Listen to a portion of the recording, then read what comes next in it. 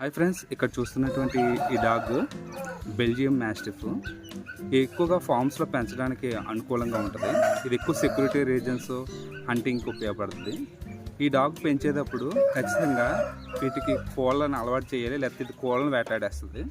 ఎక్కువగా కోళ్ళ ఫామ్లో సెక్యూరిటీ పర్పస్లో ఈ మధ్యకాలంలో ఎక్కువగా కోళ్ళ ఫామ్స్లో దొంగతనాలు జరుగుతున్నాయి. కారణంగా ఎక్కువ మంది ఇలాంటి డాగ్స్ ఎక్కువ మొగ్గు చూపిస్తున్నారు.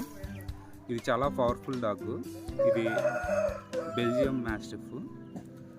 సో ఇది 4 నెలల నుంచి వయసు కలిగి ఉంటుంది. ఇది ఎక్కువగా దీనికి మీటు సమపాల్లో అందించడం వల్ల మంచిగా పెరుగుదల ఉండి మంచి సెక్యూరిటీని కలిగి ఉంటుంది.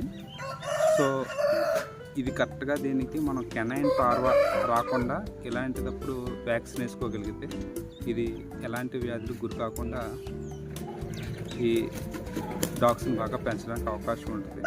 సో వ్యాక్సిన్ షెడ్యూల్ని మస్ట్ అండ్ షుడ్ బీగా ఈ డాగ్స్లో వేయటం వల్ల ఇవి ఎక్కువగా ఆరోగ్యంగా ఉండి మనకు మంచి సెక్యూరిటీ డాగ్స్గా ఉపయోగపడుతూ ఉంటాయి.